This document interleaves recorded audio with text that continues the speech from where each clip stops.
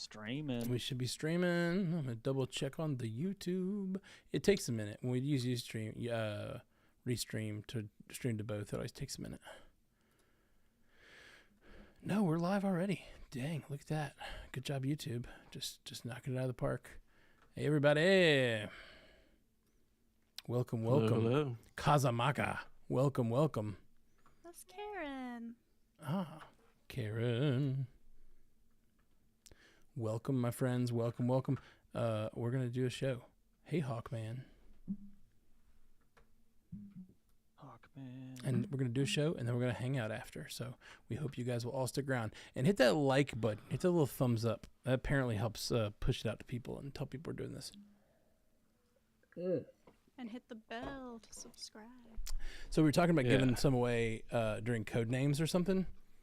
And I think it'd be really fun to give away something at code names. Like, let's say like we put $100 on code names. And then it's like you can either take it, you can either do a random number for someone on your team to get $100, or do like 4 random numbers and you each get 25 or something like that. You know what I mean? I don't know. Let them vote. Figure it out. I think that's kind Figure of it out. Figured it out. Hey guys, we're gonna give away prizes and shit. Thanks for being here. We love you all. 12 people in the chat already. Bailey, welcome. Halo. Isaac Harbor, welcome. All the names are new, and like some of these are probably the same people from the other's website, but they're all different now. And if you're on Twitch, if you're watching this on Twitch and you realize the chat is very empty, it's because we're focusing on YouTube now. So come on over to YouTube. That's where the chat is. Welcome, guys. 20 people watching. I'm starting to get nervous. Karen just coined the term multiversary. Hell yeah. Hell yeah. Karen gets a gift card. That's the first gift card. We got to write these down. You're just going to start giving them out. You're not going to keep track of it. That's not going anywhere. I'm going to remember that one for a long time. I can't believe that's the first person to say that. We're going to, if people say particularly funny or whatever shit in the chat today, we're giving away gift cards. So Karen gets a gift card. Jay, are you keeping track of this? I think Scott. I have a notebook here. I can write it down. I'll take notes as well. I'll take notes. Somebody I don't think I have a It's pen not gonna though. be me. I'm not Okay, gonna you got it, Scotty. Yeah, I can take Multiversary. How did we we've been we had a meeting and we didn't come up with that. Goodness.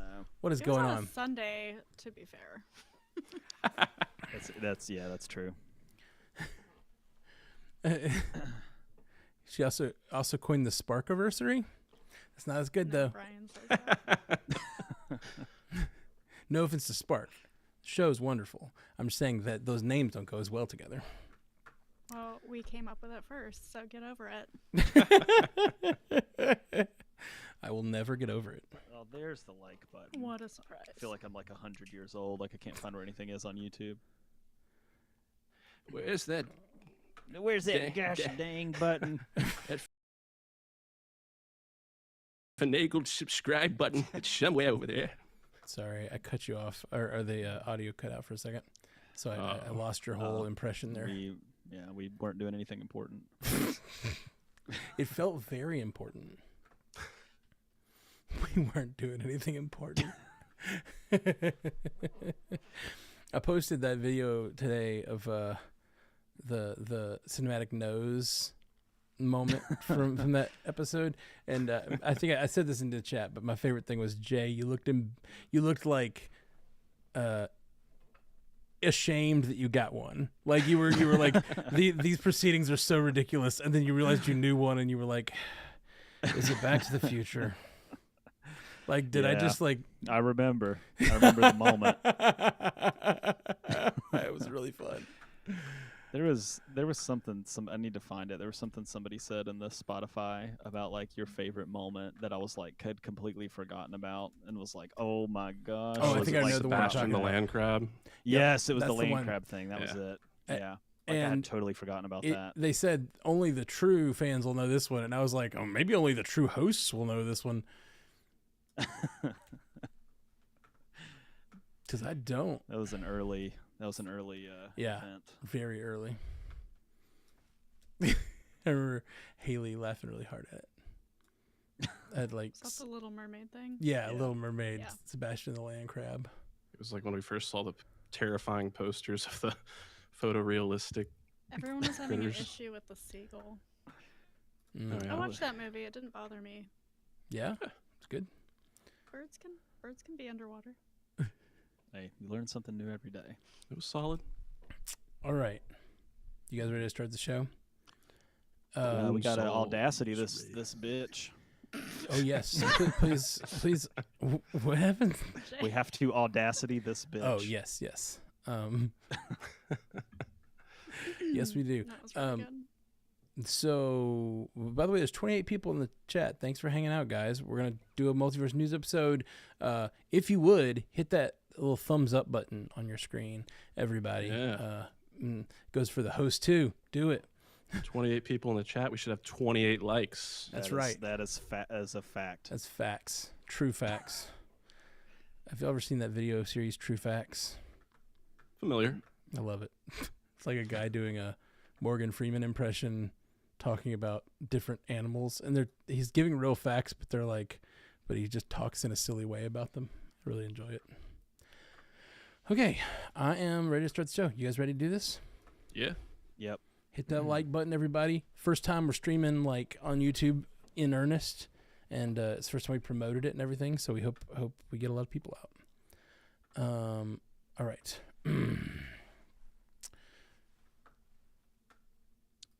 I'm Did hitting. we hit? Wait, Okay, we have um, to record in yeah. Zencaster. We got to too. hit recording Zencaster. Doing that. Check all those boxes. Checking them boxes. Sorry. Get excited. I get excited. And now I'm hitting record in Audacity. Recording. Recording. Feels like a Red leader. What do they say in Star Wars? Is that right? Red leader standing by. all right. Thanks for coming out, guys. Seriously. So many of you guys coming out. Really, really appreciate you. It Hey, is the gang's all here. our 1 year. I'm very excited to be here and just excited about having the show and you guys being part of it. And sorry. Okay, so I'll save it for the cast. Okay. Florence Pugh gives us a peek at Thunderbolts. Godzilla and Kong reign over the box office, but we're But? Why did I say but?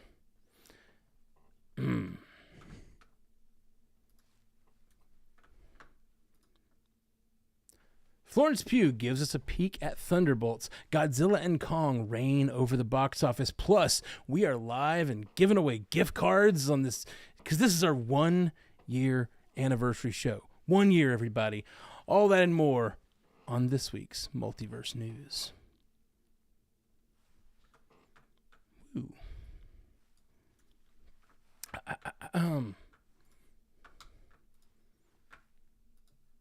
Welcome to Multiverse News, your source for information about all your favorite fictional universes. My name's Matthew Carroll, and it's a celebration, everybody. A party. I wanted to do a big birthday banner. I didn't do it. I'm sorry. I didn't get to it. But imagine if there were a big gold birthday banner right here. Just not like the Hulk, I see it. but the banner. With me on the panel today, you just heard his voice, Jay Sisson. What's going on, Jay Sisson? Hey, I'm doing great. You know, the haters said we couldn't do it, but look at us now. That's we right. made it a whole year. I'm That's just kidding. right. We don't have any haters. Everybody's been fantastic, actually. But yeah, this we made it a whole year. It's awesome. There's my favorite Paul Simon song. He has a line where he goes, "All my life I've been a wanderer."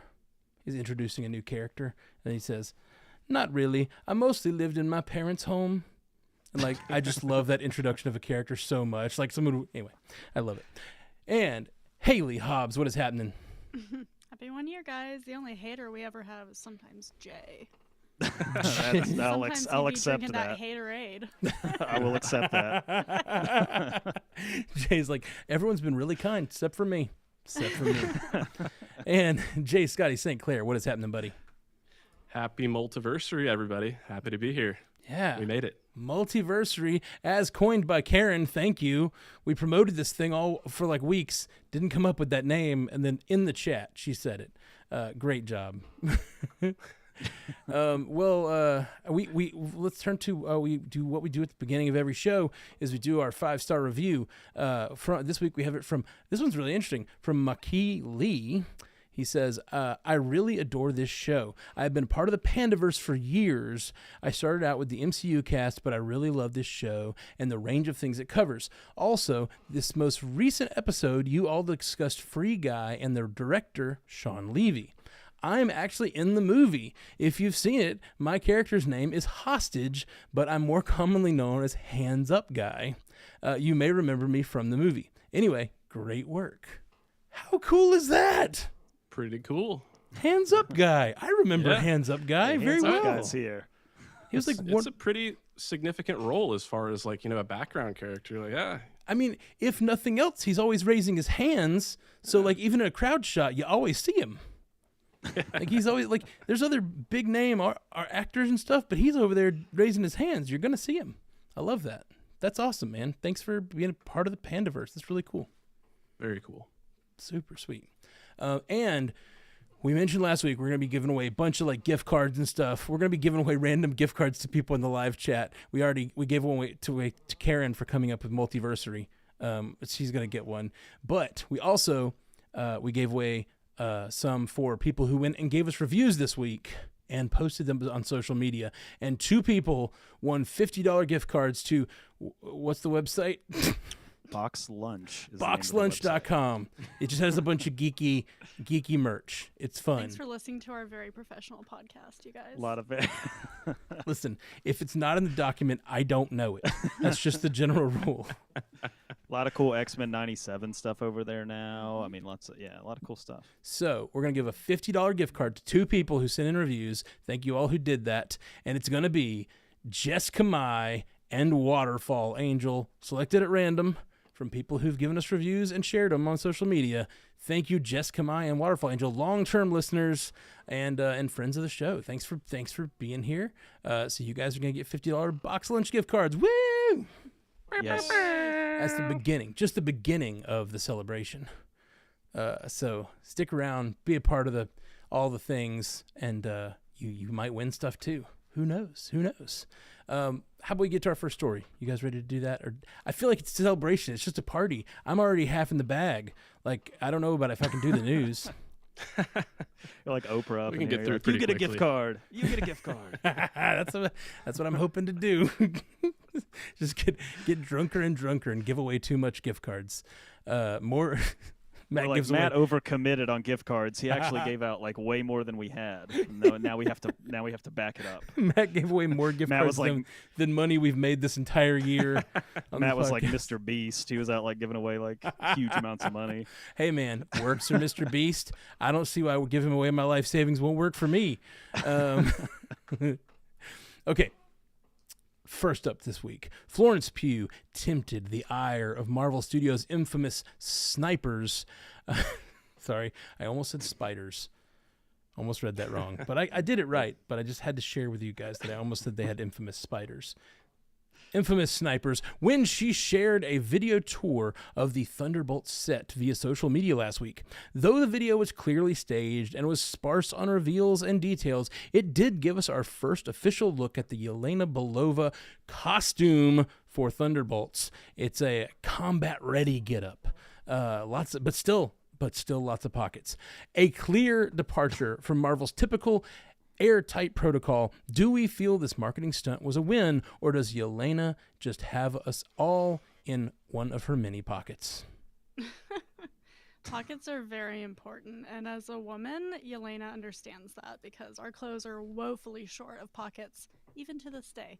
And I think it's both. I think everybody loves the character of Yelena, and I think people love Florence Pugh. I think she's very, every person, and she's relatable, and people enjoy stars like that, even though she's a star on a mega scale right now, being in Dune and just everything basically under the sun, Oppenheimer, etc. So I thought this was fun. I'm glad that Marvel did this. I think it's important for them to be a little more accessible right now for their fans and for their supporters, just to kind of give us a little glimpse and get that hype train rolling, like we like to say on this network, I guess.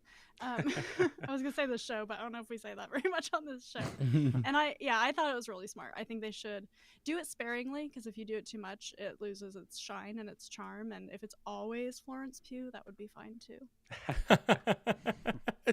Even if she's not in the movie, just have her show up on the that's set. her thing. Running around on Like the Spider-Man Ruffalo couldn't set. keep his mouth shut. Flo is the video girl who can. Oh man, yeah, absolutely. Well, on the subject of pockets, I will say I remember the day that I learned that cargo shorts were a fashion no-no or a fashion faux pas. And that was a devastating day for me because cargo shorts are so utilitarian. Jay Scotty, I feel like I met you like 3 years ago, and I'm pretty sure you were wearing cargo shorts. Maybe. I think but you were pretty wearing unlikely. cargo I've been rocking the chinos for a number of years now. But no shade to anybody that's still wearing the cargo shorts. I respect you for your stick-to-itiveness. But it's all coming back now. Oh yeah, it'll come back. Yeah. But that being said, my big takeaway here is the Florence Pugh of it all. Like, there's been kind of debates about who is the lead of this film. Is it, Julia Louis-Dreyfus? Is it Florence Pugh? Is it Sebastian Stan? And as we've heard more and more, it does seem like Florence is going to be the lead. And I think that's such a great call. Yelena is already such a beloved character in her few, appearances between Black Widow and Hawkeye. And, the other thing about it is, like, yeah, it is very, very clearly staged, but it is such a break away from what Marvel typically does with, being so tight-lipped about everything. It is kind of refreshing to see themselves not take themselves so seriously. I think it speaks to kind of a new chapter for Marvel where they realize, they haven't done everything successfully, like, whereas I think some of their shortcomings are different from, what somebody else might think. They do need to learn some things, and it seems like they are learning to take themselves a little less seriously. And I think that bodes well. Yeah, I'm here for all the Florence Pugh. Yeah, I mean, what better shoulders to put it on? I mean, you've got this whole franchise that needs some shoulders. Like, we've got to put it on some characters, and got to put it on big stars. It was on Robert Downey Jr. and Chris Evans and Scarlett Johansson and all of these OG Avengers shoulders for so long. And as those characters have moved out of the way, we've already talked about Sebastian Stan kind of rolling back a little bit, Elizabeth Olsen rolling back a little bit. Like, as these old stars start to kind of age out of the MCU or move on to other things, we do need to bring in people that can carry it forward. And Florence Pugh is a megastar. It makes total sense that you would want to help continue to build the franchise around her. We've already talked about how she is clearly the main character of Thunderbolts. It seems like that's cemented with a video like this. You're handing her the camera. She's there on day one of filming. There was like a scene in the background that she was that they were kind of like in the middle of shooting, of her like holding a gun and like kind of like holding somebody hostage or something. It looks like they've got like an updated logo for Thunderbolts, like on the chairs. You can kind of see like what the new like font. I mean, it's nothing like super crazy, but just like the font's updated, but they got this thing rolling. Like, to me, I saw this and I was like, all right, we're going. Like, this movie's in production. We're shooting scenes. Like, we've hit the ground running with this movie. So that's the biggest takeaway for me. And I'm excited to see where this movie goes. I mean, we'll talk about Godzilla and Kong here in a little bit and how well it did on Easter weekend. That has been a trend, and we'll talk about that in a little bit. But Easter weekend seems to be like a movie weekend now. It has been for the past couple years. Thunderbolts comes out a week after Easter, and to me, like, I'm kind of thinking like, man, you might want to pop that back a week and really try to attack that box office week with this movie. I think people are excited for it, and all the reception that I saw online to a video like this was like, give us more of this. Like, give us an inside look. We still want to like Marvel movies. Give us something to be excited about. Yeah, absolutely. To me, the thing I really took away was it was neat. It seemed like they had multiple sets on this one soundstage, and they're sort of probably going through different scenes they're filming, but they also had an editing bay that they were actively working. And it's just seeing Florence like interact with the crew that she actually seemed familiar with, and they seemed comfortable with her. They weren't like, oh, it's Florence Pugh. They were like, hey, like, it just seemed like a really creative, like, healthy environment. And I don't know if that could all be, fluff and fake, but like, it felt kind of real. And like, at least obviously they had to clear this video and make sure they weren't giving away any spoilers or whatever, but like, it felt very natural, and it felt like a very collaborative environment. And just as a creative person who would love to be making things like that, the idea that just you have all the elements you need in one space, and you can like, oh, we need to reshoot this scene, like walk across the hall and like reshoot in this space and that space, shoot it straight into the editing room. In the shot she was holding the gun, I'm pretty sure behind her is that big silo that you also see in that scene. So it's like they shot right there and then turned around and they're editing it just right there next to it. It just seems so cool, and I just love the idea. I think of movies, because so many other movies are done on set or on a location. I think of movies as these big sprawling things, and then the edit is later. But the idea that you can kind of be on set and kind of just checking the coverage and checking what you got and stuff, it just seemed so cool to me. I really love seeing that stuff behind the scenes. So it got me excited, pumped for it. Up next, Godzilla x Kong: The New Empire enjoyed a $194 million global debut last week, enough to place it as the third highest grossing film of the year after just one weekend of release. The movie is the fifth film in Legendary's Monsterverse franchise, which includes the recent Apple TV Plus series Monarch: Legacy of Monsters, though not connected to recent Oscar winner Godzilla Minus One. This opening clearly shows a renewed interest in all things Godzilla. Does the new empire deserve to rule the box office? So first things first, I can finally provide a little clarity on the X. Oh, Adam good. Wingard, the director, came out and said that the X is silent. So it's just Godzilla, Kong, the new empire. So why is the X please. there? I don't know. I That can't. makes I it so can't. much worse, honestly. Yeah, Can't yeah. tell you. That's not clarity. That's not clarity, J. Scotty. That is You more they need a confusing. slash. Put a slash. Yeah. You know, like that. Like Anything but an X. I feel like I want to say Godzilla times Kong all the time. It doesn't make any sense. I did see this movie this weekend, and I kind of went in with, not very high expectations. I enjoyed Godzilla versus Kong, but coming off the heels of Godzilla Minus One and seeing, what could be done with the Godzilla film, the first Godzilla film to bring home an Oscar. It was for special effects, but I've talked at length about how emotional and how character driven that Godzilla film was. So going into this legendary Monsterverse franchise, they're kind of the exact opposite of that. It's like you just turn your brain off, give into the reptilian brain, and have some fun. And that's exactly what I had. And I'll be honest, like the first couple minutes of the movie, I found myself groaning. I was like, oh, it's going to be one of those. And by the end, I had an absolute blast. I was happy to be proven wrong. It was just a really, really fun time in the theater. Lacks nuance and subtlety totally, but it's giant kaiju fighting on the screen, performing spectacular action. So that's great. The other thing I kind of want to hone in on is just the health of the box office. Like this is, and I think Jay, you kind of spoke to it a little bit on the last segment there, but it is really encouraging. I feel like, around November of last year, we were talking about like pretty much every movie that was coming out was kind of falling short. And it kind of felt like a little bit of doom and gloom. And then we had a little bit of a spike in December. But it really feels like, after Dune, we had Kung Fu Panda be number one.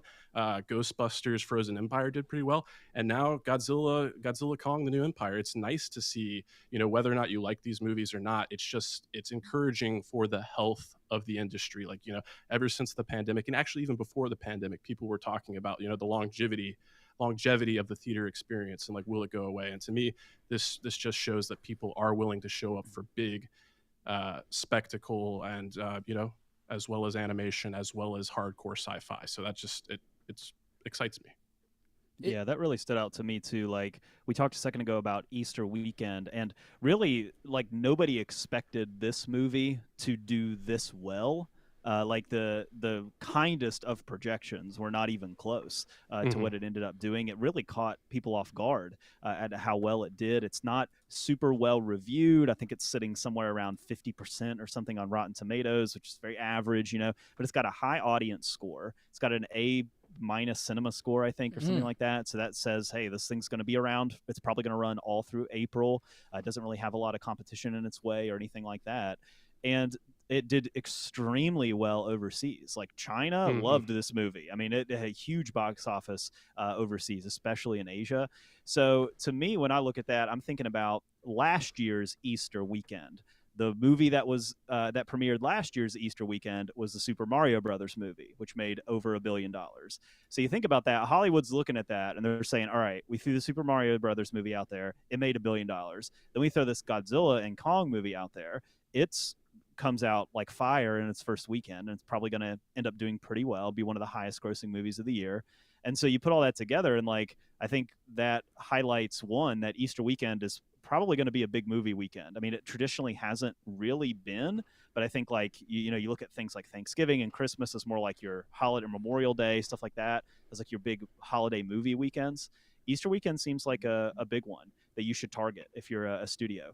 But also it highlights to me the strength of Warner Brothers. I mean, we're looking at this, like you go back, Dune, Barbie, Wonka, and now like you're seeing like they're stacking some really nice box offices here, and really kind of carrying the box office to a degree. And I think that speaks to a pretty strong brand over there, a brand that might be gearing itself up to be sold at some point, but True. still like a very strong brand. We know that the DCU is cooking, like they're getting ready to bring some stuff. We know the Batman is expanding its universe. Like there's a lot happening at Warner Brothers. And so, you know, if you're a fan of this franchise, it's exciting. And to me, overall, though, if you're not a fan of the franchise, I think it says some very positive things about the movie going experience, and that the box office is still strong. Even if it's a movie we don't think is going to do well, it comes out and it does. Mm.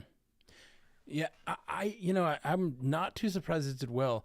In the Stranded Panda Land, we have, of all of the movies we've covered, the series we've done on Bingers Assemble, this is our highest number of downloads on anything we've done, and TV shows other than MCU Cast, basically.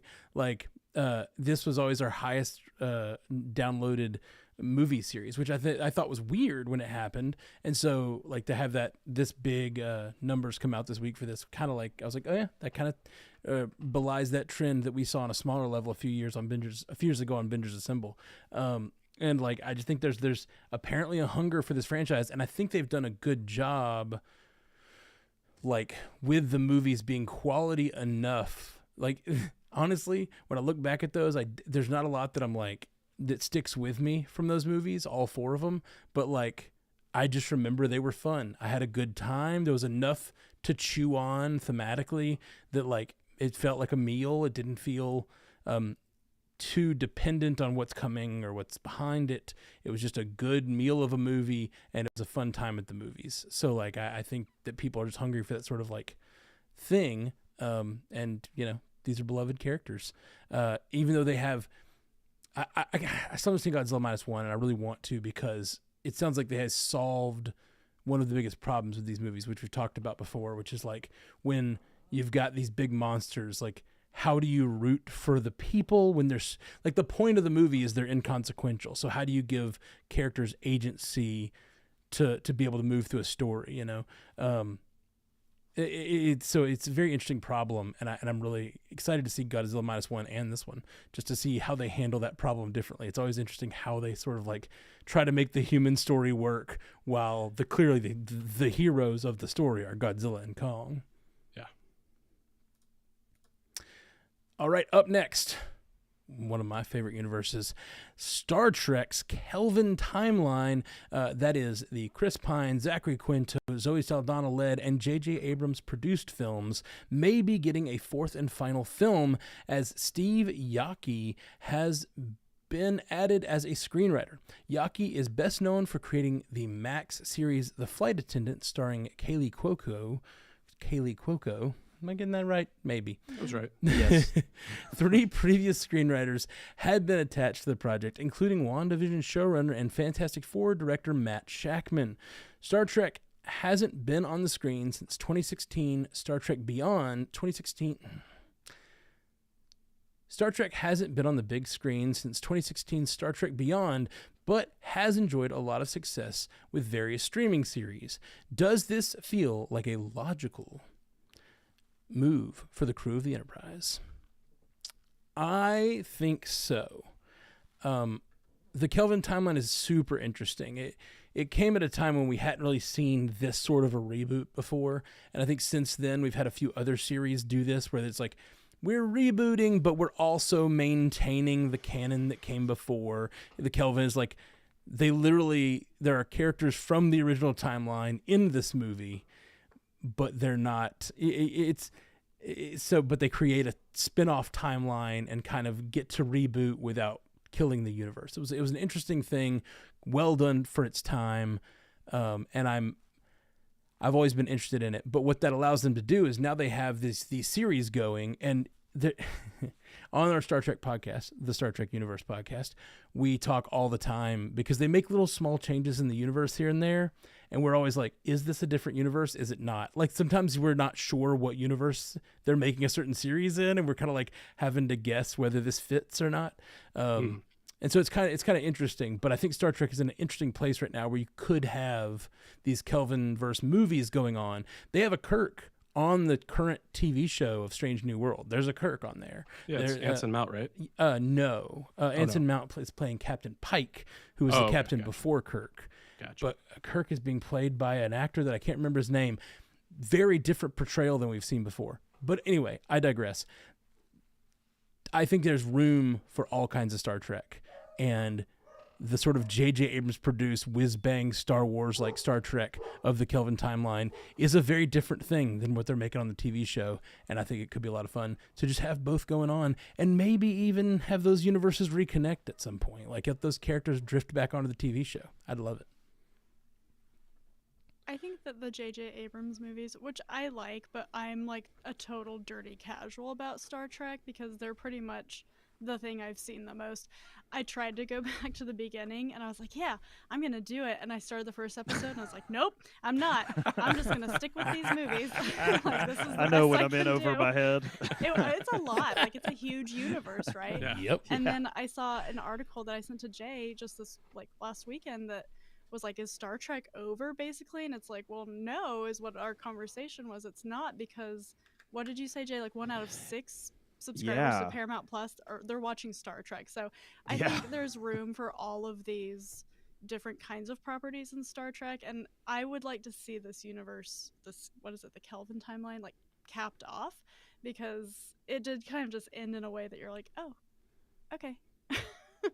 Yeah, I think it was it was an article in Variety, and I think it said that 1 out of 6 of all Paramount Plus subscribers are watching something Star Trek, that's huge. Like, think about that, 1 out of 6 of all your subscribers. But then also, like, I mean, Netflix on like Stranger Things, like they don't even have that, like it's like 20% or something of people and that's like their biggest show or something, because the subscribers are just spread out. But then like within that 1 out of 6, it said that like 50% of those are watching 2 or more Star Trek things. So like the Star Trek base of people, like they are there for Star Trek on Paramount Plus. So it is a very alive thing.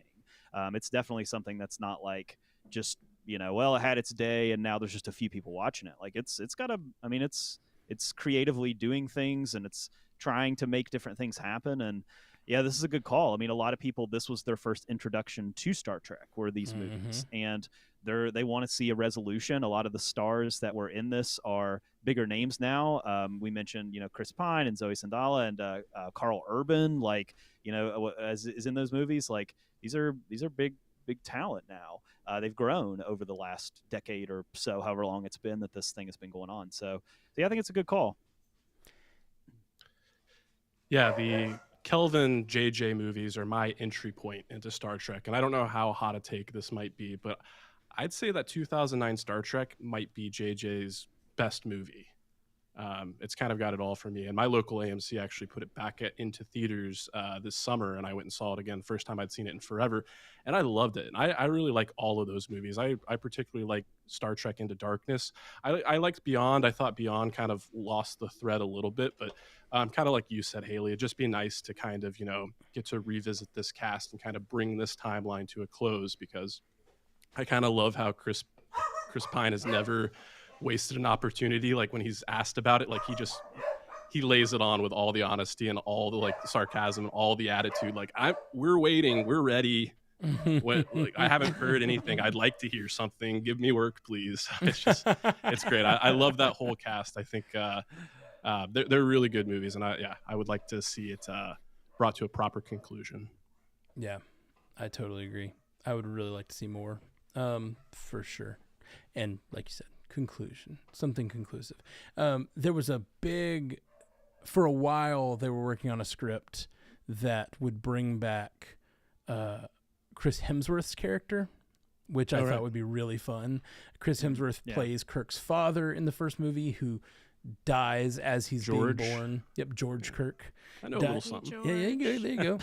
Dies as he's being born, and it's like this born into fire sort of like great operatic moment at the beginning of that movie. But there was apparently a time travel story where like the team would go back and he'd have to work with his father to do something, and that sounded like so much fun. But that was just like 4 scripts ago, and I lament that that's probably not what they're going to do, because it's just seeing because that was before Chris Hemsworth was Chris Hemsworth. It'd just be neat to see him come back. Okay. Let us see. What have we next? Producer Jerry Bruckheimer went 2 for 2 the last couple of weeks here on Multiverse News. Last week teasing a return of the Pirates franchise, and now a possible 3rd film in the National Treasure franchise, all during his promotion of the Ministry of Ungentlemanly Warfare. While his comments were vague, they were optimistic, speaking of his confidence in an unnamed writer working on a script that only needs Nick Cage's approval. Are we as optimistic as Jerry when it comes to another cabal and conspiracy-filled historical caper?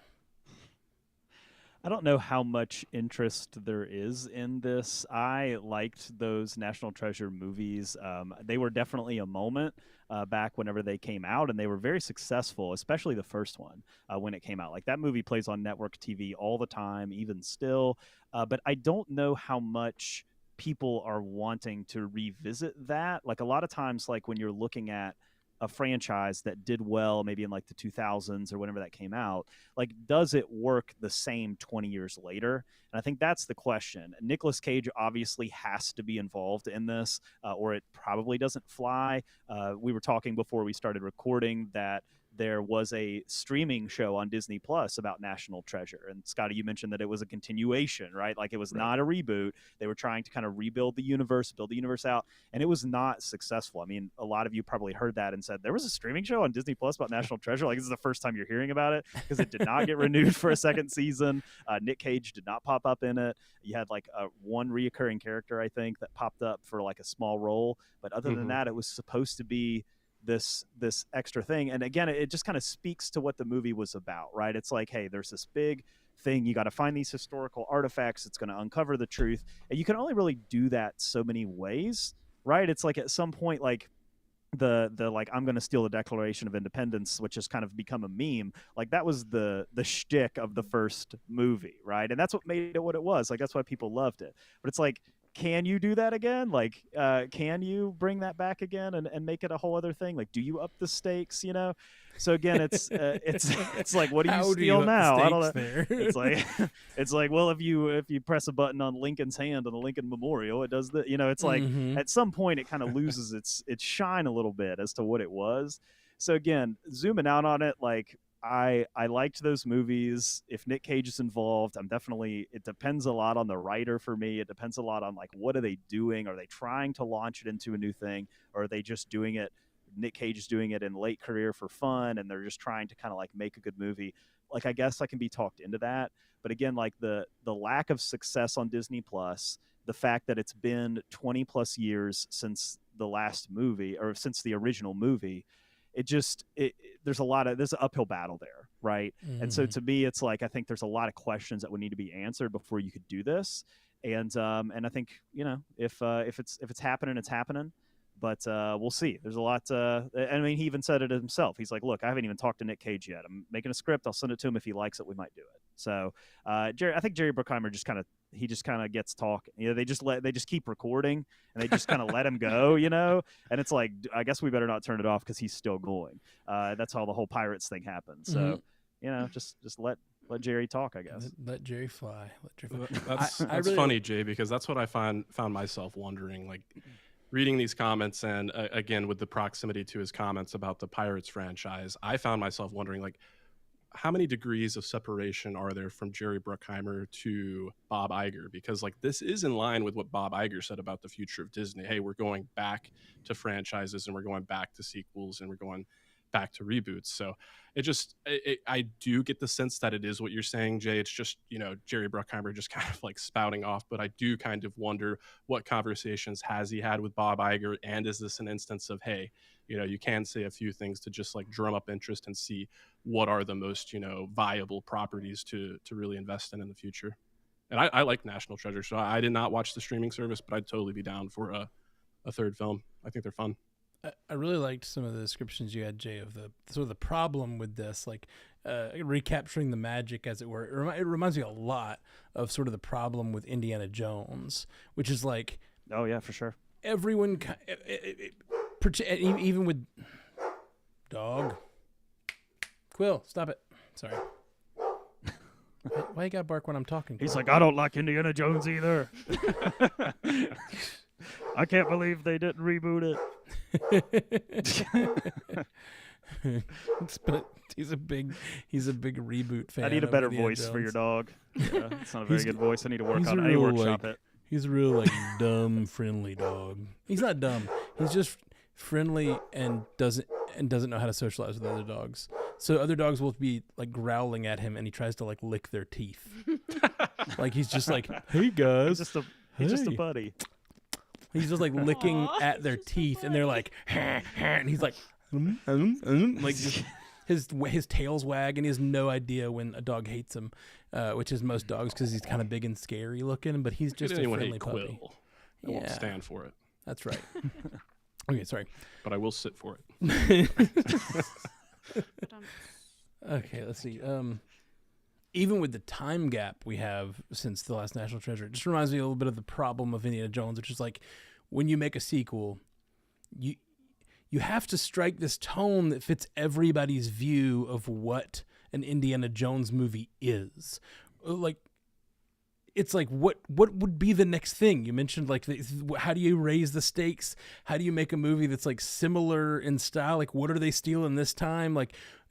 And then the other thing I feel like this has a problem is the conspiracy theories today are much different in media and in the internet than they were back then. This was like things like this were sort of fringe conspiracy theories. I feel like if they do a really good National Treasure movie, it's going to like cause a bunch of people to believe whatever they say, and it's just going to be bad. I feel like they shouldn't do this movie for conscious reasons. That is a good call. I didn't even think about that, but yeah, that's totally true. Crossed my mind, but I think there's a reason this franchise is firmly rooted in the past.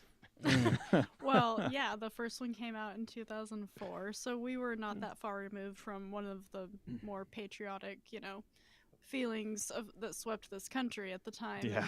It was really of its time, right? It was the early aughts, and it was good times. I hate that it was 20 years ago. That really sucks. But it is, I don't know, like I think you could do it in like a heisty way that's less political and more just like we're on this treasure hunt kind of thing. A lot of people in our chat seem to really like the show, so I also think about was streaming just not the right place for it? Like, is everybody so overwhelmed with the amount of content that's out there to stream as a television show that this would be better served as a movie? I don't know. I mean, Jerry Bruckheimer, he's got hits, he's got misses, and he's got a lot in between, but he's a producer with a lot of kind of credibility, even though he makes some goofy movies. He's made some really good ones too, so I think I would be down for National Treasure 3, but only with Nick Cage. Oh yeah, absolutely. Gotta have Nick Cage back. Quill agrees. Yeah, Quill agrees. Yeah, I don't know. I'm texting him. Good taste. I'm texting my fiance. He's on a tear right now. He's I think like they're Brad outside, Winterbottom over and there. so he's freaking out because He's like, National Treasure. I'm gonna steal the Declaration of Independence. Okay. Sorry. Texted my fiance to come get the dog if she can. I think they went outside and it's just like upset that it's inside alone, and I'm ignoring it because I'm podcasting. FOMO. It knows when I'm sitting at the desk that I'm not going to engage with think Quill knows. I'm not going to engage with him too much. Why don't we give away a gift card to the person in the chat who can come up with the best thing to steal in National Treasure 3? Ooh, yeah, that's a good call. Like That's it. a good one. Okay, yeah. Chat, sound off. What's the best? It's got to be fitting of the vibe, We'll give you about 5 minutes. or just really funny. you know? Yeah. So when we come back from the break, we will give away a gift card to as voted by our hosts, I guess. Actually, just as voted by Jay. This one's his idea. Yeah. Yeah, Jay, Jay the good way. history teacher. Yeah. after Jay- all. I'll pick the best one. Jay's like the Best Nick one. Cage of this podcast. Oh, you I don't even know. got the shadow and everything, Jay. I talked about it at the beginning before we Mr. recorded, but I Cecil. do have to say, Nick Cage was asked what his earliest memory was, Oh, right. and he said that his earliest memory was being in the womb, which like I am just like, please stop speaking. Like he was like, I just remember I remember the darkness and like seeing faces and hearing voices. And I'm like, What, please, how did he see please faces? that's what I'm saying. I'm He has like, an I remember the man, distinct X-ray couple vision. of voices outside my mother's womb. and I don't think he was joking. Like, I think he was being dead serious about it. The man don't- knows how yeah. to make a headline. He does. He does. He That. does. It's a headline What a maker guy. for sure. Well, before we go to a break, we did a Patreon contest this week as well, in dedication to our multiversary that we have right now. TM Karen. No, it was already TM'd on source pages. Wait, no, multiversary It wasn't. was 2 years ago. Not multiversary, Yeah, but right? you tried to say that it was, not a thing, and it already was a thing. Okay. I'll have my lawyer. You call guys had Sparkiversary. That's a whole different kind of Litigation. versary. litigation. I was giving TM to Karen. Aaron was our fan first. Well, Everybody stop playing tug of war with the fans, okay? she's mine. She's mine. Okay. Well, we're going to give away more gift cards to some patrons. Thank you. Patreon.com/multiverse newscast. If you want to join the Patreon, we try to do giveaways pretty regularly, and just like we're going to do a hangout soon with the patrons. So, just fun time. And you get to support this podcast, and it means a lot. But this week we did our randomized selection of our patrons to see who gets the $50 gift cards. We're giving 2 away, and they are Sherman Smith and Rachel J. So hit us up on Patreon and let us know. Let us know you heard your name, and we'll send you and give us how to send you that gift card. We'll get it to you. Say those names one more time, will you, Matt? That's Sherman Smith and Rachel J. Congratulations, winners. Yeah. Okay, guys, we are going to take a quick break. And when we get back, we've got our Spotify poll for this week, a little trip down memory lane of the first year of this podcast, and we're going to give away a gift card to whoever came up with the best thing to steal. Planning some heists here on Multiverse News right after this. Cool. Whew. All right. Let's see. Doing good. You're doing good. We got some things to steal.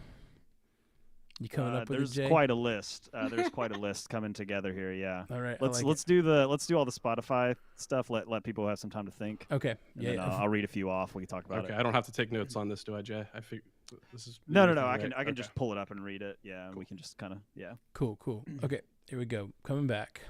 Oh, and if you're in the chat, I see there is 31 of you in there, and there's only 27 likes. That's a really great number, honestly. Thank you so much for liking it as much as you have. But hit that like button if you would. It really helps the algorithm share us to more of the subscribers and stuff. So let them know we're doing this thing. And thank you guys for being here. It really just means the world. Like this many people watching our little show that could. We appreciate you. All right, coming back. Welcome back to Multiverse News.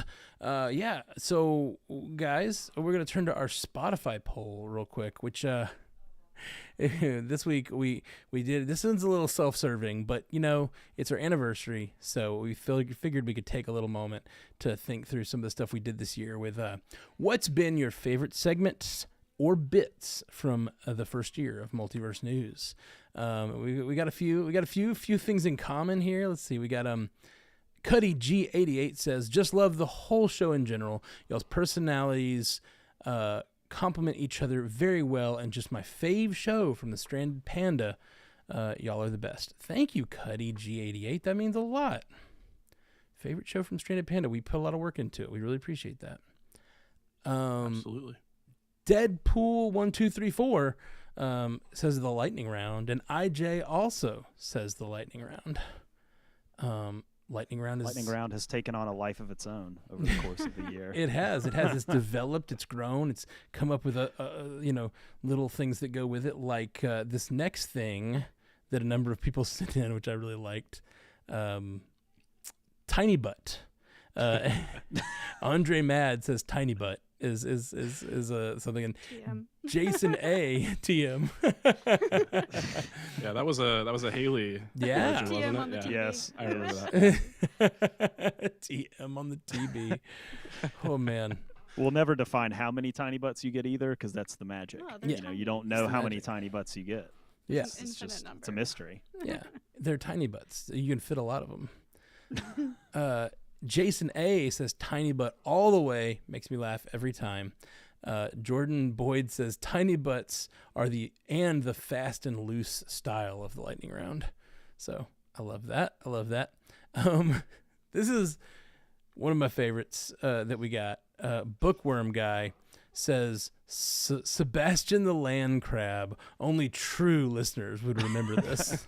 That's a deep, deep cut. That is a Yeah, very that deep was cut. like, I mean, that's got to be one of our earliest episodes that we Definitely. talked about that. Yep. I I remember had totally forgotten about that until I saw that comment. I started I laughing. don't know why I remember why it made me laugh so much, because Jay was like, land crabs. Yeah, the West Virginia really came out. Like I was just musing on the land crabs. I think that's one of the things It gets that's- away from me if I'm not, paying attention to it. I think it's one of the things that Audacity. goes really well with all of these is like when we enjoy them. I think it just adds to the magic, because you can just tell like when we kind of lose our shit. And I think Haley kind of lost her shit on that one, and it was very, very fun. Land crabs. Let's see. This is another good one. Waterfall Angel says, "Does the popcorn bucket reveal count?" Absolutely, it Of does. Of course. Why would the monumental popcorn moment. bucket Bring him out. Bring him out. Historical. He's here. bring out the popcorn bucket? Yeah. Celebrity. Oh my god, I can't believe he came back. I know. Look at that. Look I'm at so that. starstruck right now. Popcorn bucket on screen. M Ears also says the appearance of the Dune butt bucket is my Roman Empire. M Ears says. You and me both. A lot of butt talk after all. We joke off camera Yeah. about the butt talk, but it's very real. It's a butt heavy podcast. Very butt heavy. Also a heavy butt podcast. Over here. Sunny Tetris says the popcorn bucket making a surprise appearance. Please have more celebrity cameos like that in year 2. I don't think anything can ever top the No, Dune I don't know if bucket. there'll I ever be mean, anything. It's a good moment. It was a really good you know moment. that old show that was on VH1 or whatever called? It was the 90s. It was like things I in heard the 90s 90s or whatever. Yeah, Yeah. yeah. This would totally be in the 2020s. Oh, for sure. Popcorn bucket. Absolutely. Yeah. Okay. RP Collins, 1991. I love this love for Jay Scotty. RP Collins says, Jay Scotty's 5-star dad jokes and quips. But also, I like how you cover news on books, comics, and games, and not just TV. This is one of my favorite podcasts. Thank you, RP Collins. And get that shout out, Jay Scotty. Yeah, the dad jokes are for me first and foremost. But if somebody else is enjoying them, I'm glad. He's like, They're even if so you all If hated you want to them, I would partake, still be that's doing fine. them. I love your dad jokes, Scotty. I just have to Thanks. always give you the obligatory. Oh, that's Yeah. why I do it. Yeah. Oh, so they're really for me. He does it for the ugh. For the ugh. Do it for the. Jeremy Boyle says Pedro Pascal news every week. And Jake says also said the absolutely delightful chats about good old Pedro Pascal. Happy Whose birthday, birthday Pedro. is today? Right. Oh. I can't, but like, think about that. We synced up our birthday and Pedro Pascal's birthday. Like, it's almost like we planned it. I can't somehow. believe it. I can't believe it. But I mean, I come can on, because we live it's in destiny. A simulation. This is destiny. Hot take from Haley. We live in a Oh, no. simulation. Every day I become more convinced that we're in a simulation. Like every single day. Oh man! Oh, I missed this one with the popcorn bucket. Daniela Forrest says everyone's reaction to the Dune bucket, the laughter-inducing tiny butts during lightning rounds, Jay Scotty's dad jokes, and the unforgettable moment when Matt took on the Carolina Reaper dare. Yes, has to be mentioned. I mean, that was a tent pole moment in the history of the podcast. It really was the moment where we decided we should take on a new direction. It was very popular among the listeners, so maybe we should just be a podcast where we eat hot things and try to. It's like Hot Ones 2, basically. But Yeah, I think we try to bring a certain professionalism and polish to this podcast, but we're not afraid to cut loose and have some fun. Yeah, Some butt talk. Yeah, yeah, gotta have a little some butt heavy talk. butt talk. Heavy butt talk. DJ Man 38 also said Lightning Round and the Carolina Reaper, and that is the ones that sent in on the Spotify poll. Thanks, guys. If this is your first time listening to this podcast, you're like, "What is this? What is this show?" Go back and find out. Yeah, and that's the funny thing about an anniversary show is like it's referential of the past, which is wonderful, but also because of the way algorithms work. Like there's more people watching today than normal, so the way algorithms work, more people will see this on Spotify, on YouTube, and they'll probably watch and go like, "What is happening? I don't understand all these self-referential jokes." You can get on board for the next round if these didn't make sense. So what are you guys' most memorable moments? You guys got one? Got anything that pops to mind? I'll go first if you guys need to think. I sent you guys the video and I posted it on Straight Up Panda Chat. I really enjoyed the cinematic nose segment we did where you guys had to guess the cinematic nose. I just really enjoyed it because you guys, everybody's just getting a good laugh out of it. And my favorite moment is when Jay answered one and looked ashamed of himself for answering one. If you don't remember, this is when I like impersonated different people saying no in movies and saw if the hosts could all answer what those were. And Jay Scotty was the GOAT. He got 3 out of the 5. But Jay, the one that he got, he looked so ashamed of himself, and it was my favorite. It's because I knew what you were doing, and I was like, he doesn't deserve me guessing this because it wasn't good enough of an impression. But I know what he's trying to do, so I have to say it. But you know, Okay. Passing grade. You guys go listen for yourselves. So I shared on the Train to Panda Chat today and Facebook. I think my no bastards was pretty spot on. Pretty spot on. The Libyans, man, the Libyans. I mean, I think the listeners pretty much covered it. I mean, they brought it. You know, I agree. They've been here the whole time. They brought some great moments, and I'm just happy to have shared a lot of these moments with listeners. Listeners of this show are really cool, and they're all super they're really welcoming and supportive and just the best. Absolutely. Real quick one that didn't get any kind of mention, but I know there's a couple of people that really were a fan of Saw Patrol. Oh yes, Saw Patrol. Saw Patrol gets referenced a lot still. Yeah. It was the best. It was just it was early on the. I remember seeing it somewhere else too, like around the internet after we did, like months after they were out, and people put that up, and I was like, I feel like they got that from us. I remember Zuhair said something to me about it, and he didn't realize we had said it on the podcast. I thought he was referencing Multiverse News, and he was like, "Oh no, I found it somewhere else." I was like, "Oh, okay. Oh, that's funny." And we started that. We for sure we feel did. pretty confident about For that. sure we did." I love some of the stories that stretched out pretty far were fun. Barbenheimer, for example, like talking about that for weeks. The Fantastic Forecasting always getting confirmed and then taken away was hilarious in retrospect. Oh yeah, Yeah, like good times. for a year or for like 8 months we were talking about who would be the Fantastic Four. It was just like a constant story. I was like, if they wait until Comic-Con to do this, like I will not make it. Like I'm not talking about it again until it's official. We're gonna cut back to Jay, and it's just gonna be a skeleton in this chair, just like Me waiting for dead. Fantastic Four. yeah. I liked our self-awareness of not trying to get on the bad side of the Swifties. Yes. Anytime Swift comes up, there's a sort of like reverence to Swift. Like, we're cool. Yeah, we're cool. We're all cool. good. We're all good with Swift. We'll say Choose things your about next words this. very carefully. Yeah. gotta dodge them Swifties. Okay, before we move into lightning round, we're gonna try something new this week. We always do the Spotify poll, but this week we're gonna try something new on YouTube. When we post the YouTube video on Tuesday, so if you're watching this live, this is not where to do it. It's tomorrow once the video pops up.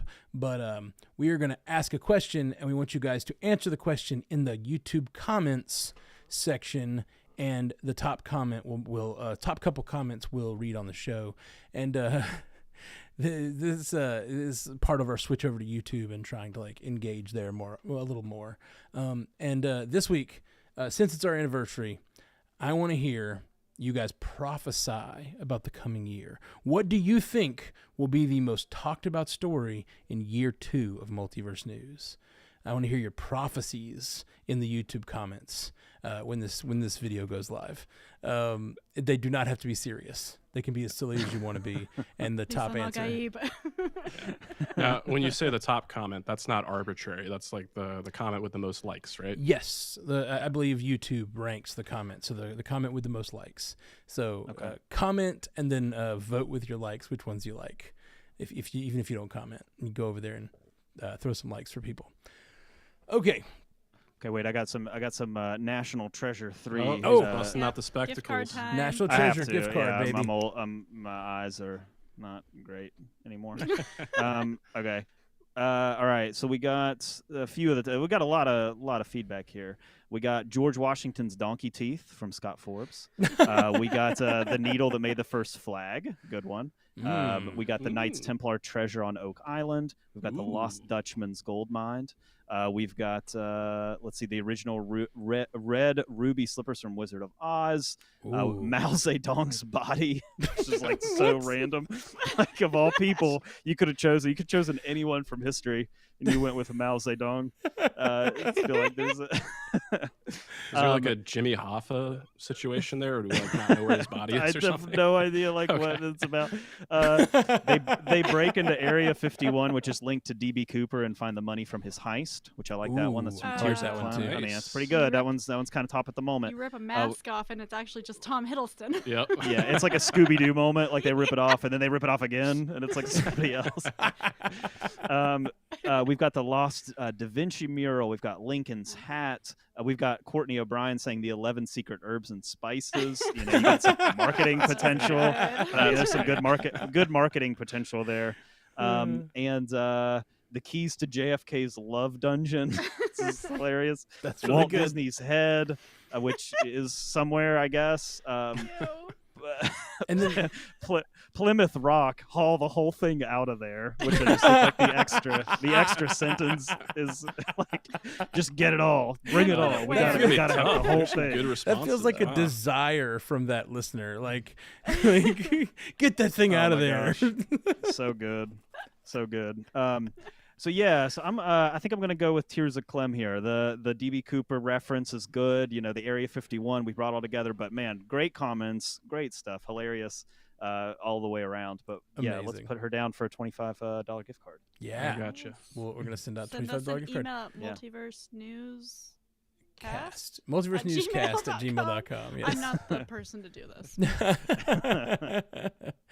Okay, well, we're going to dive into the lightning round. If you've been with us for a year, you know how the lightning round works. But for the new folks that are finding us for the first time, lightning round is where we cover a lot of stories quickly. And the way we do that is I'm going to read a short story. They're going to jump on it by buzzing in by saying their names, and I can also buzz in. And then you only get to do one rebuttal per lightning round. So use them wisely. The Mandalorian and Quantumania actor Katie O'Brien has been cast in Mission Impossible 8. Haley. Katie O'Brien could like crack my head open with her arms. Have you seen her for that Love She's Lies a Bleeding movie? monster. She is jacked. She's a monster. But she's fun. Not in a I bad like- way. I mean, that No, is a she's compliment. cool. That is a I compliment. like her a lot. She was also in Agents of S.H.I.E.L.D., fun fact. Who did she play? Oh my gosh. She plays the other agent that had like the friend. That's with the guy that turns into the LMD. LMD at the end. Yeah. That's right. So I always bring that up because everyone's like, yeah, the Mandalorian. I'm like, Agents of S.H.I.E.L.D. I love her. And I don't know what's going on with Mission Impossible 8, but don't worry. We'll find out and we'll tell you about it on Bingers Assemble. That's right. We will. Scotty with a tiny butt. Go for it. I just wanted to say I really love how Tom Cruise and Christopher McQuarrie have kind of like taken the Mission Impossible franchise and used it as a platform for just badass women, like between Rebecca Ferguson, the Haley actress Atwell. that plays Haley Atwell as the actress that plays Guardians of the Galaxy Mantis. Palm Clementif. Yeah. There we go. Yeah. So this is just another and we can't entry. forget Sue Storm herself. Vanessa Right. Kirby. Exactly. So yeah, I love it. Yes. Doctor Strange director Scott Derrickson and frequent collaborator C. Robert Cargill will adapt a new version of the acclaimed 1953 crime novel, The Night of the Hunter, for Universal.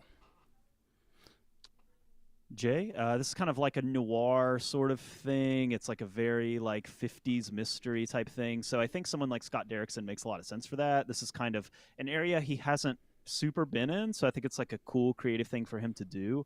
These two collaborate on pretty much everything that Scott Derrickson has done of note. I mean, you think about like they were collaborators on Doctor Strange and some of the other things you might know him for. So yeah, I'm really interested in this. I like Scott Derrickson as a creator. I think he's a good director, and I think like he's got a lot of potential for this kind of like cool like crime horror. You could even kind of bring like some like true crime horror type thing into it and make it kind of a cool 50s to now update type thing. I think it's a cool idea. Sweet. Final Destination Bloodlines has been added. I'll start over. Whoops. Hit a wrong button. Lost everything. It's all over. Just kidding. We're good. We're good. I just scrolled. I just changed pages. But it felt like a real problem. Okay, here we go. Final Destination Bloodlines has added to its main cast Breck Basinger, who starred in the CW's DC series Stargirl, Chucky actor Teo Briones, and Dear Evan Hansen stage actress Caitlin Santawana, the 100-star Richard Harmon, Gotham Knights actress Anne Laurie, and Owen Patrick Joyner, one of the stars of Netflix series Julie and Phantoms, will star in the lead role in the 6th installment of the franchise, which is now in production, and that's the Final Destination franchise. 1 second, sorry. We've reserved it for you. Scott, do I recognize a single name in this lineup? No, I do not. But that has always kind of been the case with the Final Destination films. I think across the 5 films that we've gotten so far, the only names I can, recognize are Mary Elizabeth Winstead, Devon Sawa, and I think Tony Todd popped up in a couple of them. But it's a franchise that I always like. A couple of the entries get pretty schlocky. I don't think it's, some people can, take or leave this term elevated horror. It's certainly not elevated horror, but it is a lot of fun. So the title there, Bloodlines, I was not aware that was going to be the title. So I find that pretty intriguing. Are we going to be revisiting, past movies and past leads in those? And maybe this is the new generation. I suspect it'll be doing something like that. But they're always a fun time. They may always make me a little paranoid afterwards. I'm extra aware of situational danger, and I probably take it a little bit too far, but it's part of the fun. I mean, if you're behind a log truck, like you can't not think about it. You can't not think about it. It's just it ruined our entire generation. Exactly. Oh, man. The sequel to the 2003 Disney body swap comedy Freaky Friday seems to be in the works, as Chippendales director Nisha Ganatra has been attached, and stars Jamie Lee Curtis and Lindsay Lohan are currently in negotiation. And stars Jamie Lee Curtis and Lindsay Lohan are currently in Negotiation. Just say in talks. negotiation. Just say in talks. That's funny. Okay, I'm just gonna start over on this one. That was a lot of messing up. Yeah, future Matt would be so mad if he had to edit all that. I Just know. Make it easy on him. Here we go. Throw him a bone. throw my future self a bone. Here we go. A sequel to the 2003 Disney body swap comedy Freaky Friday seems to be in the works, as Chippendales director Nisha Ganatra has been attached, and stars Jamie Lee Curtis and Lindsay Lohan are currently in negotiations to return. Haley, Lindsay Lohan is so back. She has this cheesy romance movie on Netflix called Irish Wish, which I'm totally... Irish Wish, which... Starting to sound like me. Irish. I did sound like you. It's tough to say. Irish Wish.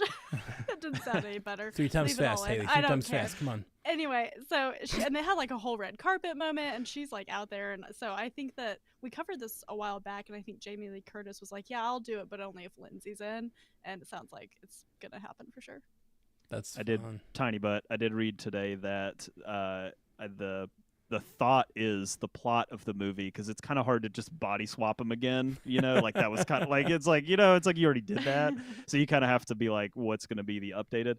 It seems like there's going to be like it's gonna get crazy here. There's gonna be like a 4-way swap, because it's like Lindsay Lohan's character is gonna have like a daughter, and there's gonna be like other people involved, and there's gonna be like a lot of swapping going on. So body swap was a thing back in the day, and we've kind of brought it back a little bit. There's been some body swap movies like Freaky, and with Vince Vaughn was in that movie, and Catherine Newton was in that movie. So they're kind of back.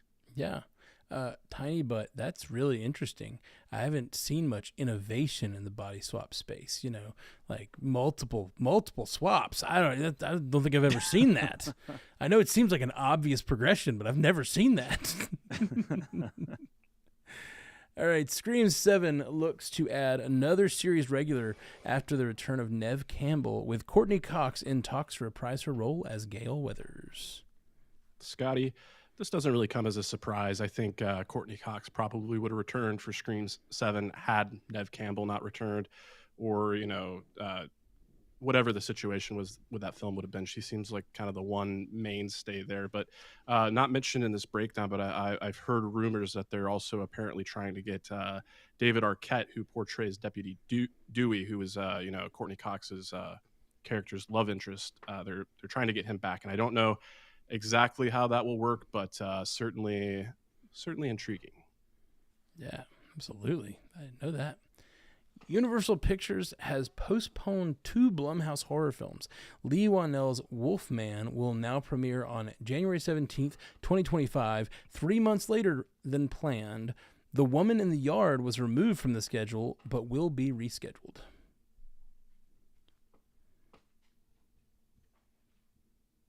Yeah, Jay, there's not a whole lot to say here. We other than just like we've talked about this Wolfman movie, like Ryan Gosling was in it, and then he got swapped out for someone else, and so it's kind of been in the works for a little while. But yeah, just a little bit of movement here. The Woman in the Yard is kind of like a very mysterious project. Like, there's not a whole lot known about it yet, but seems like it's probably going to be a little while out now before we ever hear anything about it. Sweet. Give me 1 second. Taking care of some computer issue. Oh, while you're doing that, I did highlight story that you skipped. Yeah. Sorry. Thank you. Must have just. That's why I wasn't on the ball to respond to the Blumhouse stuff, Jay. Thank you for picking up the ball there. Yeah. Oh no, you're good. That. Okay, here we go. Ezra Miller was quietly replaced by Eric Bauza for their voice role as a minor antagonist in Amazon's Invincible. Scotty, yeah, this I have not seen the latest episode of Invincible season 2 with the replacement there, so I can't really speak to the quality. But Eric Bauza is a prolific voice actor, and this is actually not the first instance where he's taken on a pretty notable role from a problematic previous performer. He also on Bob's Burgers became the voice of Jimmy Pesto. And he also voices, multiple people on both Rick and Morty as well as Solar Opposites. And I think Solar Opposites specifically, he has stepped in for some of the voices that Justin Roiland did there. So kind of an interesting career to carve out for yourself as kind of like the replacement voice actor guy. But it's Mr. Fix-It. Yeah. Mm-hmm. I guess a lot of flexibility, and like you're not getting those problematic things happening in your life, so you're able to navigate. The pros of not being an asshole. Funny how that works. Louis Gossett Jr., the Oscar and Emmy-winning actor known for his role in Watchmen and The Punisher, has passed away at 87. He was the first black man to win an Academy Award for Best Supporting Actor for An Officer and a Gentleman, and also earned an Emmy for Roots.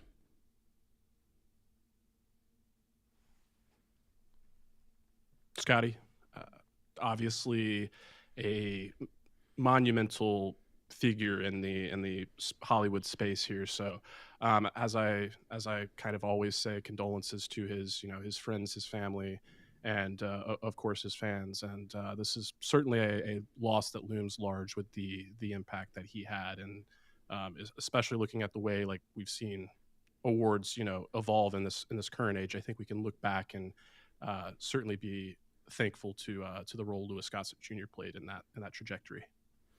Absolutely.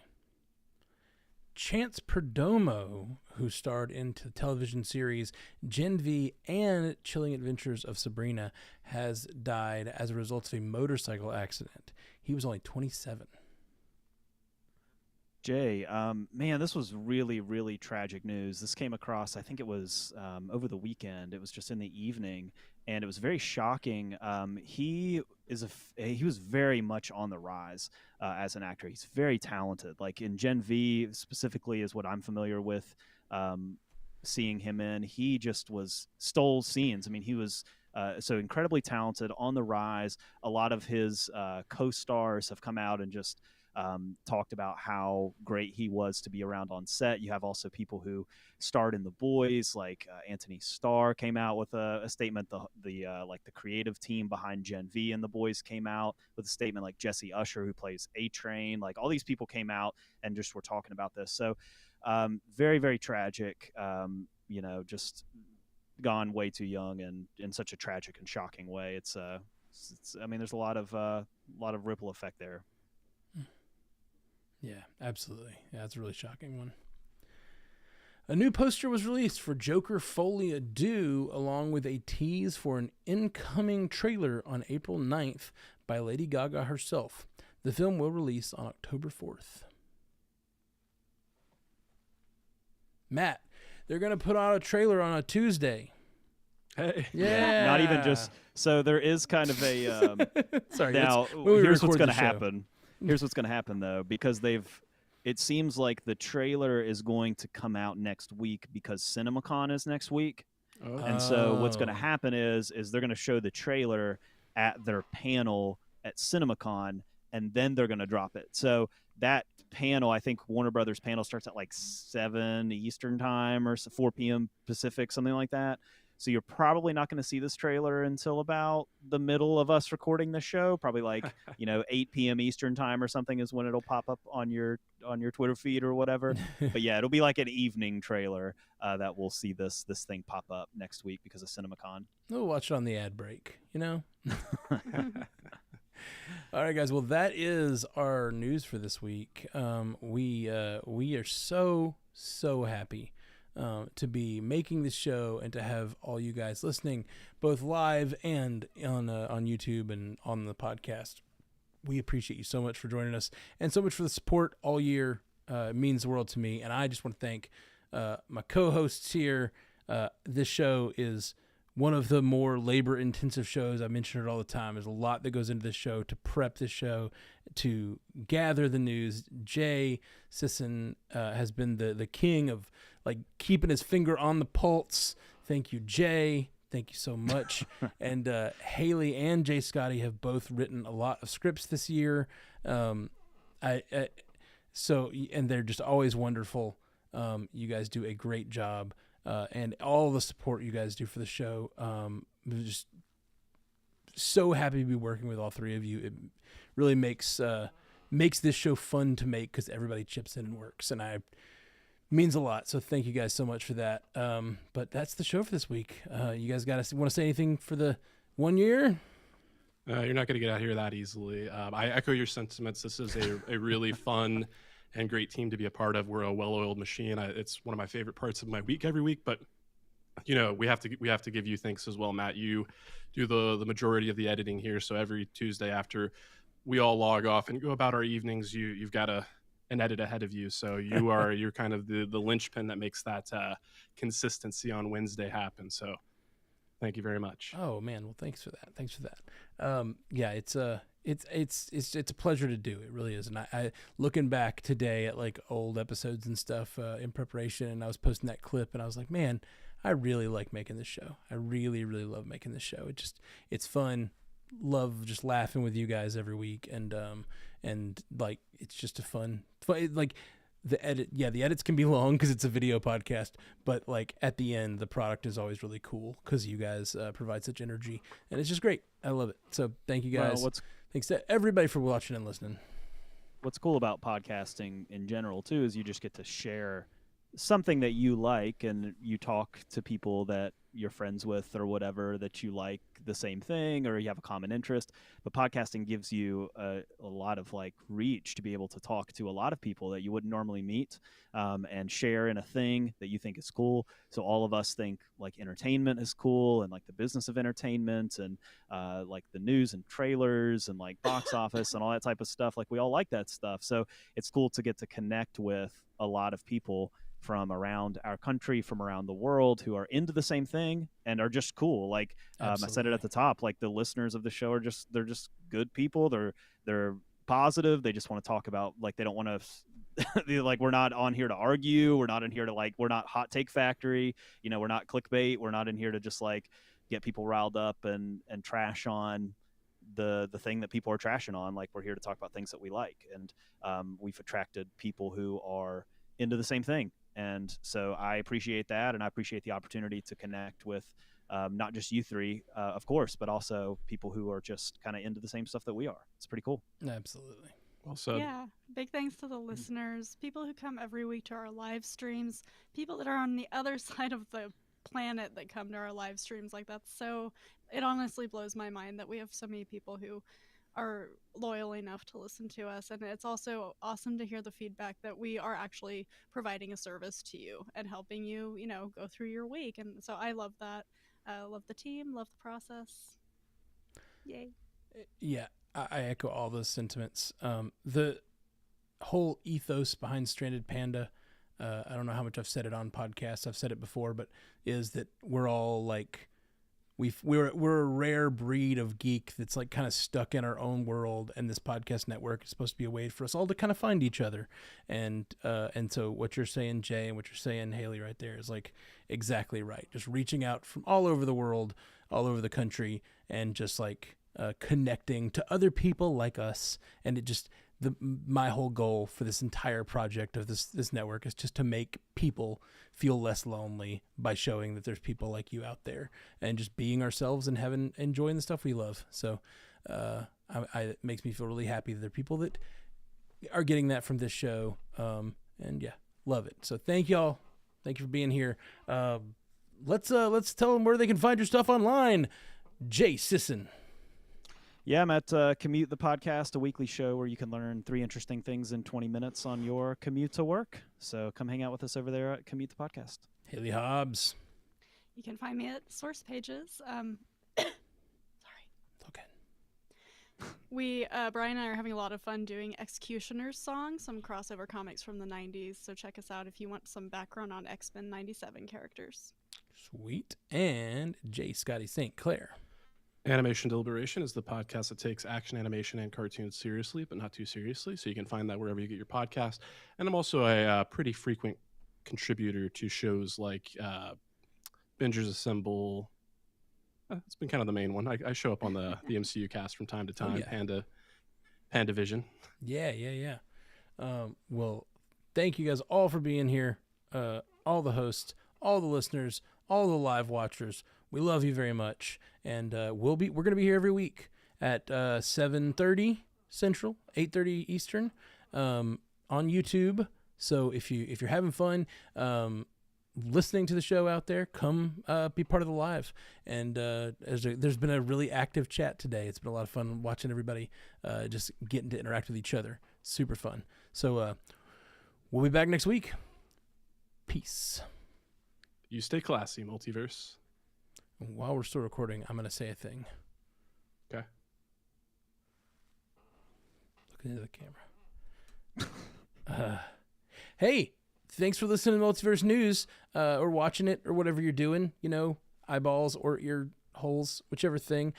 We do this show every week, and we appreciate you listening. StrandedPanda.com is where you can find all of our podcasts. And thank you for listening. Check us out wherever you get podcasts. Hit that subscribe button, hit that like button, hit the little bell icon, whatever you have on whatever service you're doing. Rate us, like us. We're really thirsty, is what I'm saying. Okay. Just want to pass them, put it at the end. That's how we end it. Yeah. That'll be the tag for the next few weeks. We're good to stop recording in Audacity then? Yes. Okay, stopping recording. Hey, let's hang out with people. I should have started drinking before now. I was joking when I said I was half in the bag earlier. I'm not actually having the bag. I can't drink because I have to go to work tomorrow. Hey, guess what? Come on. Guess That's what? tomorrow's You problem. don't- While you, we were Jay. doing this podcast, while we were doing this You off podcast, anyway. there was literally a tornado watch, okay? And my school that I teach at lost power, okay? I literally got a text message during this podcast that I don't have to go to work tomorrow. I Whoa. know. So- As it was told, It was simulation is in full effect. Every day there's more It's evidence. Pedro's birthday. I mean, It come is. It It's is Pedro's birthday. We should have invited him. Oh, we That was definitely on. should nice. have. He would have totally come too, Oh, yeah. because he's just so cool. We really should have. That would have been good. Maybe next year. Maybe we'll invite him to next year's birthday Who would his party. +1 be? Would it be Florence? Would it be James Gunn? Oh man. I'm his +1. Man, Forgive me. I'm his plus How one. very dare you? I feel that. I'll bring Noted. Pedro, you can bring Flo. It'll be great. Okay. Yeah, Settled You guys will you be all should on set. board. No arguments for me. Let me make sure we hit stop Oh, here shoot, dang. on the other thing. We got to hit stop I was on Twitch, I but forgot. now watching on YouTube. before Yep, we we're get only off gonna be of on this. YouTube from now on, peeps. Yep. This is it. YouTube. We're on Twitch? YouTube. What's Twitch? What's Twitch? I don't know what that is. We- What is this Twitch? I've never Wiping heard the of it. dust off of our feet, or whatever. Bible reference. Okay, we're gonna start a Zoom. Real. Bible reference. All right, welcome to Biblecast. We're here to talk about. We got you here. Now you're going to learn about Jesus. Yeah. We're gonna start the Old Testament and work our way up. Say we're gonna learn about Jesus, Jay. We're gonna learn about Jesus. Yeah. Thank you. We needed it. And maybe some land crabs, too. Hey, I see there are a few people watching on Twitch, and we should have mentioned it more throughout the cast, but we are moving the show over to YouTube, so there have been a lot more people over on YouTube. So if you are still watching on Twitch, I'm sorry we didn't mention that more throughout the show, but youtube.com/strandedpanda is where we're at.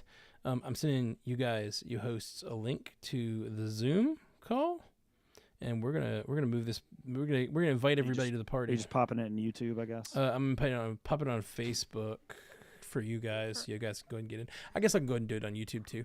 I told people you were gonna drop it in YouTube. Yep. So that was the okay. plan, but I don't know why. I was just gonna get you guys in first, Yeah, but that's fine. Like a VIP type scenario. I don't know. Is that what you're saying? I don't know what I'm thinking.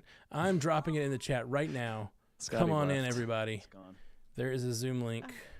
Feel free to join us. So confused. Oh, can't come. Well, by the way, if any of you won a gift card, remind us. We'll send us a message, or we'll Jay send you a was taking message. notes. Good. We have notes. Jay- We have notes. Jay Scotty was taking notes. Wait, will you actually? Can you send me that Zoom link on Facebook? I did. Jay, Okay, you go. are causing problems tonight. I know, but I'm not Just 'cause you have logged to go in work to tomorrow. YouTube on my computer. I'm logged into YouTube on my phone. Okay, Okay, it's real whatever. quick. I don't need to explain. Okay, I gotta go Zencaster now. Yep. Hang up on Zencaster once you're in the YouTube, the Zoom, because I'll go it's find gonna it. get crazy. It's gonna get crazy. I don't like this. Hello, David. This stresses me out. Honestly. I'm just letting everybody in. I I'm don't want just to doing turn my it. camera on. Everybody come on in. Nobody show your breasts or anything, or your butts. Oh God. It's a thing you got to worry about when you're on YouTube or whatever, you know. I'm gonna try to set us up. So hey, it's me. Where'd everybody go? Hey everybody. I forgot my camera. Are you still in Zencaster, Sky? Yeah, I saw you sent another link in Messenger. Did for a Zoom so we can get more people in. It looked like it was It's Zencaster, but maybe It's not in Messenger. It's in the chat. Oh, I see you put it in the. Oh, sorry. I thought I put it I'm on s- Messenger. That's why I was like, wait, you're putting it on YouTube.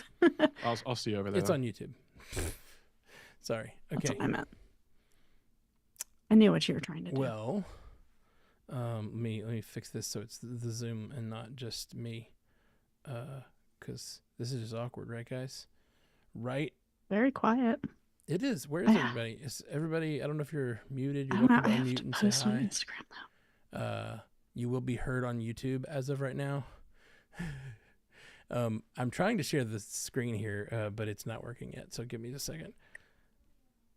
So we get all these people, all these wonderful, wonderful pandas out there joining in. Hail Panda. What was that? Panda. It came Hail from Panda. Hail Kyle Panda. Berkeley, Dr. Kyle Berkeley, if I'm That's not right, mistaken. Doctor. Put some respect on his name. It's just Kyle at night.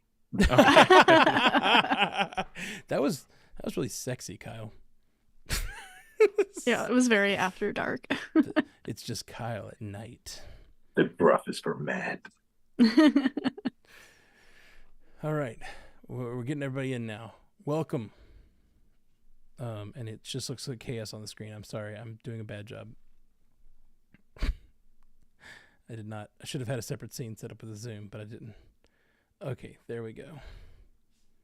So, what's up, everybody? We are all on YouTube. If you're not in the Zoom yet, feel free to join in. We're just going to do a hangout, and we're going to likely do some code names or something, and probably win prizes and stuff. I think it'll be fun. Haley, are you helping Jay out? Or... What does Jay need? Okay, Sorry, I was posting on Instagram. No. Oh, no. He figured it out. He's here now. Jay's in. Yeah. Sorry. Matt posted the Zencaster link into the messenger rather than. I don't know how that happened. I hit Oh. paste and hit enter, and then I hit paste again, and it was a different link. That makes sense. Does not make sense. No, it does, because I was like, oh, there's a message. And I was like, it's the Zencaster link. Oh, yeah. Sorry. My bad. Somebody's watching TV. Somebody's listening to some fun stuff. Maybe that was us. I don't think that was us. We don't have a laugh track. Not yet. So, Not yet. I like the not yet. And then the laughter right on cue too. So it's a big crowd. I love it. I know it can be a little daunting to try to start a conversation. So feel free to chime in, whoever's out there. If any of you guys have anything you want to bring up or talk about, we're gonna hang. We'll probably stop streaming here in a second. That might be why everybody's being a little quiet. We can just make it a hang. Oh, I didn't even know it was still streaming. It is currently, but I was just trying to make sure everybody kind of got what we were doing. So we're on Oh, a I Zoom. gotcha. We're on a Zoom. Hit the Zoom link. I'm gonna stop us streaming. Who's watching The Big Bang Theory? Yeah, I hear the Big Bang Theory. Because I have been too. It Okay. all started with a big bang. It's all about a bang. All right, I'm stopping the stream. We love you. If you're not, come and joining us on Zoom. If you are, we also love you. Simon Holzer in YouTube. Are we still on YouTube, or we just end it? I think we're still in. Okay, he's asking what's the password. You should not need a password. You should not just need be a able to password. There's Jump just right a in. Zoom link right there on the old. Just should go straight in, and I'll have to let you in once you click the button, and then I click the button, and then you're in, And then I'm gonna hang up on this stream, so I stop worrying about it. But just come on into the Zoom if you want to.